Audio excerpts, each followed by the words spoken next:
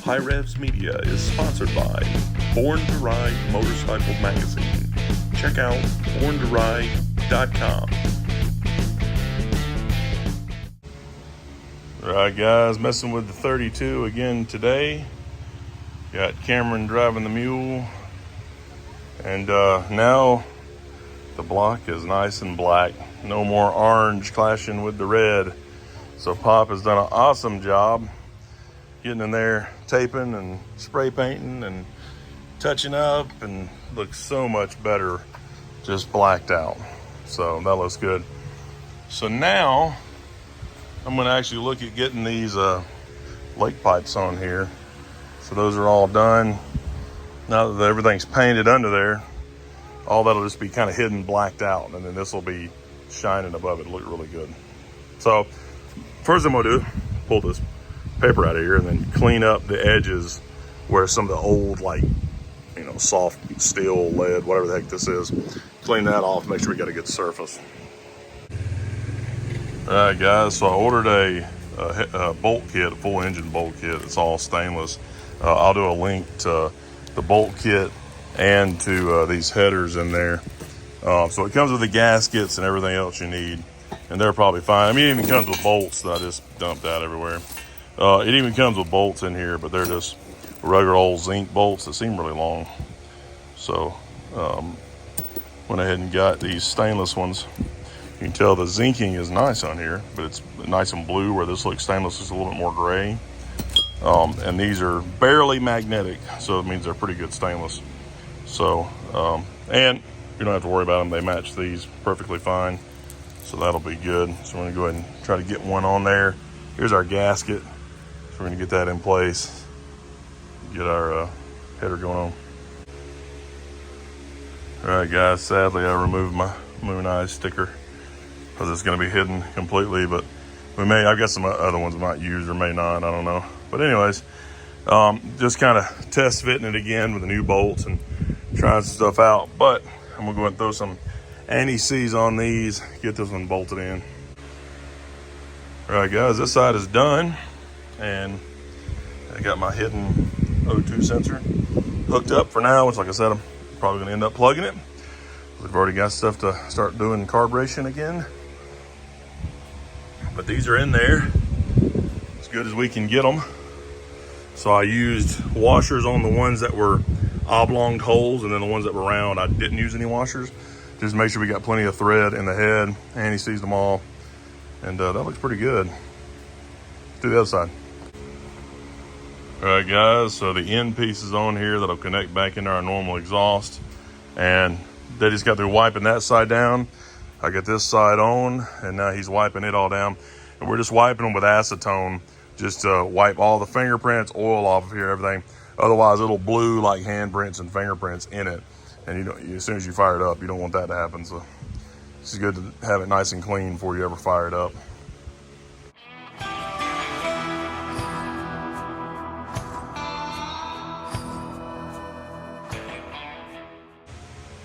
All right guys, got everything on, everything's tightened up, cleaned, and then we polished it a little bit. So now we fire it up. It's been a while actually since we fired this thing up. So let's see what it does.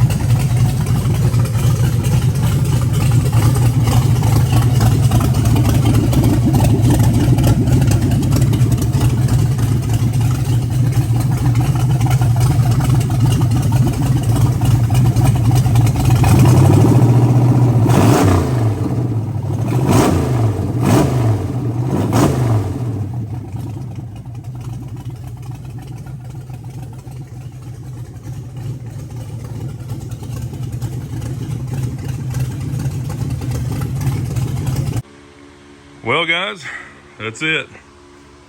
That thing sounds super loud like this.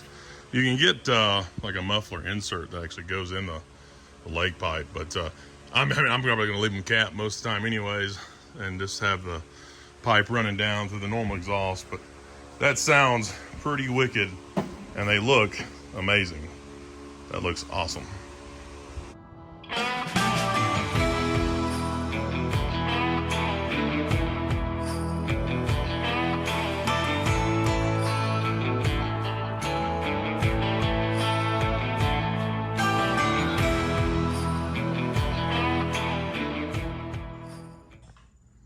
All right, guys, we're lowering the car down.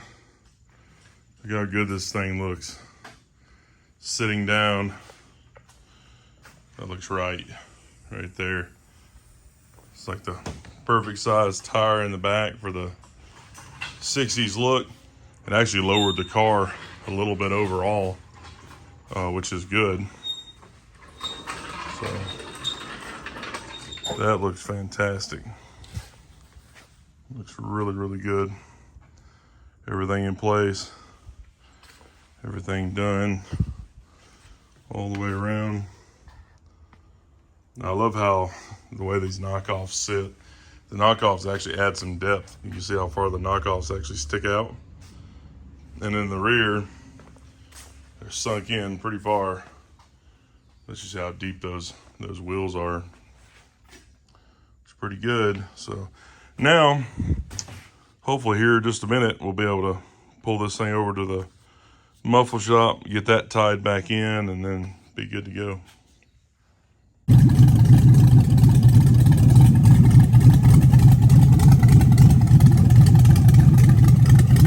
Sounds like a dragster.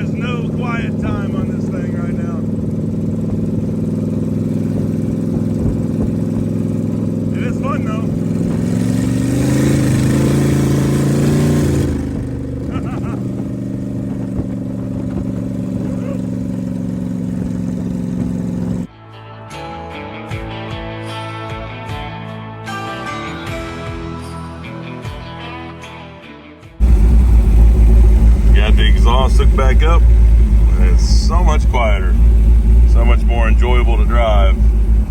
So I'll let you see what it looks like here, how they ran them. So, I think it's gonna work though.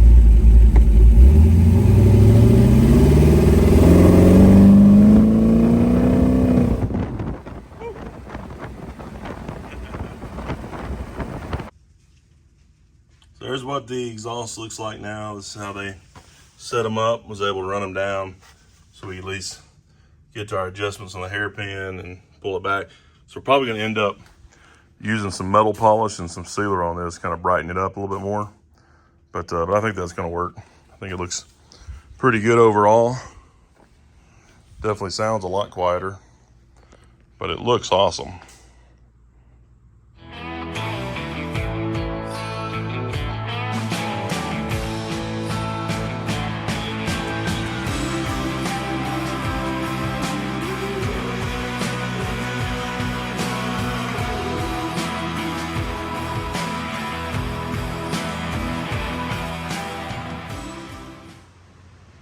All right, guys, so we've let it run a little bit more, just to see what it's gonna do. It's kind of bluing and yellowing the pipes a little bit, which is normal, but down here on this pipe, we actually hit it with a little bit of metal polish just to see what it would look like kind of polished up.